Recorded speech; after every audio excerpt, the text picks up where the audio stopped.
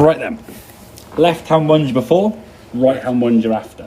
Okay. Now, I'm sure you can see a difference there, but it probably doesn't look as much as you feel. Does that make sense? Yeah. When you stood there at the goal, it feels like the gaps there, like you made I'm reaching way out there. You can see that. Yeah, you're further from the ball. I mean, there's certainly a lot more. I mean, previously there's very minimal space there, whereas now we've got that kind of hands width that we're talking about between. The club looks a bit more angled as well. The club shaft is more angled, and that's what I say. By making the setup change now, if we put that line on the golf club, as you swing back, see the club now is matching up on that green light on a slightly what we call shallower angle. So when it comes on a shallower angle, it's like an aeroplane coming into land this way rather than coming into land that way. Okay. It's still probably not way. No, it's fine. That's not too far from where you want it to be. Okay. Yeah, that's roughly. So that's where you were set up here now. As you were going back on this left hand one, the hands again being very close to the body.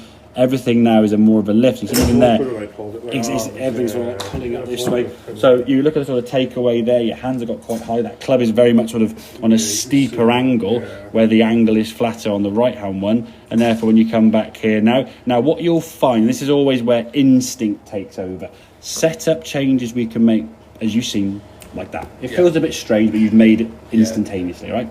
As a result of that, the backswing now has adjusted, which is fine. It's made a definite change to the backswing. You've got the angle of it. Well, that's instinct, you see, yeah? Because as you come back to the golf ball now, you're always going to start coming down, and there's the steeper right. So you've almost, these two positions now don't look, if I come back down to that one there, those angles now don't look that much different. That club now is kind of on that steeper angle here, whereas it went back on a slightly shallower angle there, you see. So, and that'll take a little bit of getting used to, okay? But you come back in the golf ball, again, reasonable strike. The movement of the golf ball's nice and you rotate your body very well. But obviously with the setup that you had before, your club was always going to be coming in what we call steep. To follow through with that. That felt a lot more comfortable. Yeah, well the thing is, if your arms are in here and you're basically doing this and then trying to get out your own way, this is exactly, I mean, if I said to you, and I hit a tennis ball with a tennis racket, okay? So you're sort of swinging the racket this way. This would kind of happen. If I said you throw a football, throw a ball with your right hand, you said you throw your right hand. You'd throw that way. This would happen. If I said you got to throw it like this into the ground, then this isn't going to do that, is it? Yeah, exactly. So where your angles are being created will determine whether or not you can do certain things. And the thing is, people watch enough golf, they see their mates doing these, his foot's doing this, I want to do that. And then they try to do it from a position where, in all due respect, it's physically impossible. So the more they try and do it, the worse it. It is what it is. Yeah. But it just naturally sort of.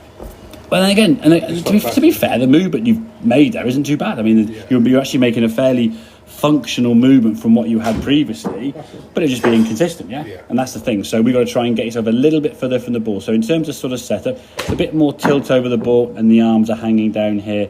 Bit more space there from the golf, as opposed to having your arms sort of tucked into your body here, not much space there. And those changes there at setup are going to change the angle. Should I? Because now do it with this then. Yeah. I wasn't sure whether I'm slouching or I should be trying to straighten. And don't try and stand up taller now. You want your back to be fairly straight and nice and tall, but obviously the taller you and I are, never. Thing is, your shoulders back, because now you. Yeah, exactly. No arms. The shoulders do effectively kind of come forwards. I'm not saying round your shoulders off. I feel like I was trying to drop them a little bit there. Yeah, exactly. Let go. Yeah, I mean, that's my posture there now. Okay, so my back is fairly straight, but I'm not bringing my shoulders back here because now my club would have to be sort of like 5 inches long as the standard to get anywhere near it. So, you're allowed your shoulders to sort of just again be relaxed there. But the key thing is arms hanging down from the shoulders.